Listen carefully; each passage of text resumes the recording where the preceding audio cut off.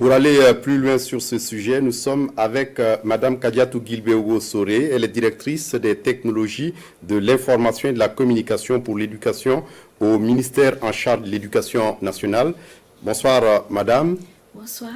Merci de venir répondre à nos questions. On l'a vu, l'utilisation du téléphone portable dans les établissements scolaires, elle est interdite formellement. Mais là où souvent le problème se pose, est-ce que c'est à l'intérieur de l'école ou peut-être à l'extérieur où il faut garder ça dans son sac? Qu'en est-il exactement de la réglementation? Merci pour la parole. Je crois que c'est, comme vous l'avez dit, c'est à l'intérieur de l'école. Mais les technologies de l'information et de la communication, on peut le dire, sont présentes dans tous les domaines de la vie. Et on sait que le secteur de l'éducation n'est pas en marge.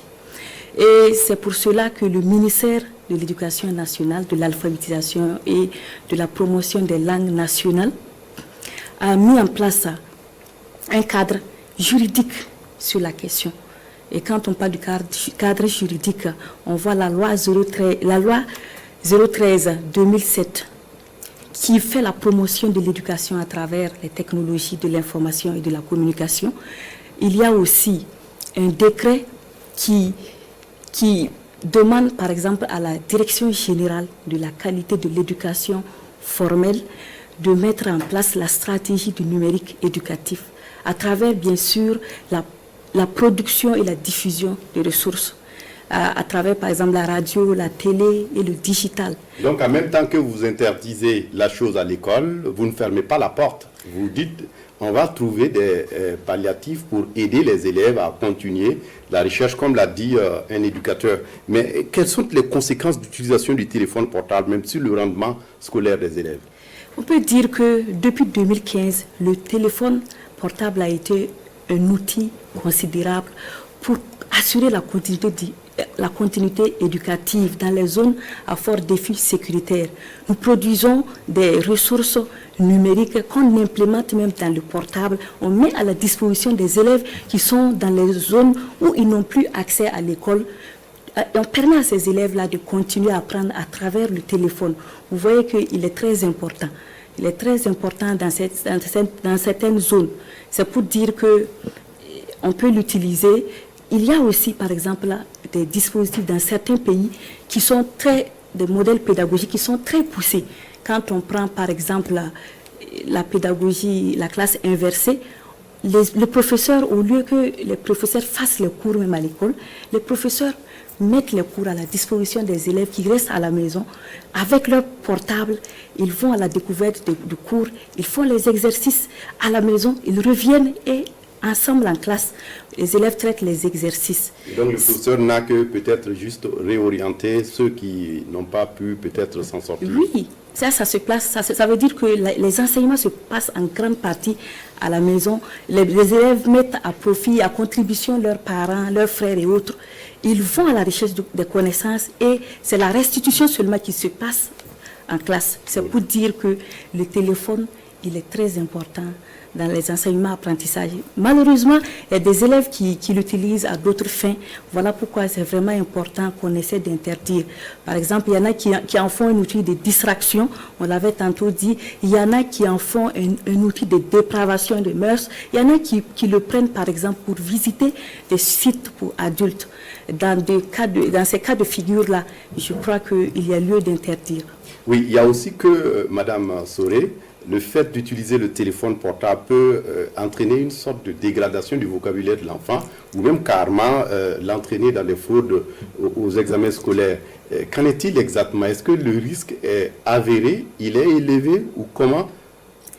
Oui, quand on parle de dégradation du vocabulaire, vous savez que le vocabulaire, par définition, c'est l'étude du sens du mot. Moi, je peux dire qu'à travers les réseaux, les enfants ont accès à une panoplie de connaissances, de nouveaux mots. Ils vont à la découverte de nouveaux mots à travers les réseaux, à travers leur téléphone. Du coup, moi, je dirais plutôt que ça enrichit le vocabulaire. Vous allez peut-être parler de cette forme relâchée de faire des messages. Ça, c'est l'orthographe, c'est la graphie. Et même dans ce cas de figure, je peux toujours dire que le portable joue sa partition. Il suffit seulement, si on a des difficultés pour avoir la graphie d'un mot, on écrit l'initiale et le mot apparaît sur le téléphone. Donc ça veut dire que non seulement sur le plan du vocabulaire, de l'orthographe, moi je dirais le contraire. Et même si ce que vous dites est vrai, il va falloir qu'on passe par une étude qui fait ressortir des statistiques qui montrent qu'effectivement, on est en droit de s'inquiéter parce que le portable met en déroute le vocabulaire. Il y a aussi la question des dépravations des mœurs. Vous en avez fait cas tout de suite. Ça peut renforcer aussi ce cas puisque l'élève peut aller sur des sites qui lui sont pas ouverts et en réalité on sait ce qui se passe souvent sur ces sites et pour son âge mais aussi pour peut-être son esprit ça peut être problématique. Justement, c'est problématique et il appartient. Vous savez, quand on parle d'éducation, il y a 3 facteurs de l'éducation. Il y a l'école, il y a la famille, il y a la rue. Quand on parle de la famille, c'est le parent, c'est la maman, c'est le papa. Il appartient aux parents qui donnent un portable à son enfant de lui dire comment est-ce qu'il faut l'utiliser. Il faut sensibiliser l'enfant, il faut l'amener, lui faire par exemple une éducation au numérique. Quand on donne un portable à un enfant, il faut qu'on soit à mesure de lui montrer non seulement les avantages liés à cet outil-là, mais aussi les inconvénients. Et ça, c'est le rôle du parent. Et souvent aussi, le parent lui-même n'a pas reçu ces renforcements de capacité. Donc, parfois, on est dans un système où c'est très compliqué. Oui, mais c'est ça. On dit le parent doit prendre ses responsabilités. Un parent doit être responsable. Le parent doit être responsable. Quand on est responsable, on responsabilise aussi son enfant. Pour terminer, est-ce qu'il y a des avantages avérés pour un élève de posséder un téléphone portable?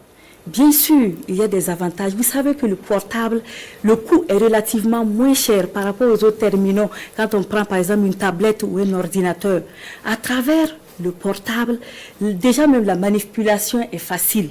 Il y a aussi le fait que l'enfant peut aller à la découverte de nouvelles applications, à la découverte de plateformes sur lesquelles il peut renforcer ses capacités et même aboutir à une certification. Il peut utiliser le portable sans avoir accès physiquement à son professeur. Il peut avoir, par exemple, un diplôme. Il peut aller jusqu'à même une thèse, on peut le faire avec le portable. Merci à vous, Madame Kadiatou Soré. Vous êtes directrice des technologies de l'information et de la communication pour l'éducation au ministère en charge de l'éducation nationale. Et vous étiez là pour nous éclairer davantage sur l'utilisation du téléphone portable dans le milieu scolaire. Merci d'être venu et vous restez avec nous pour la suite du journal et pour la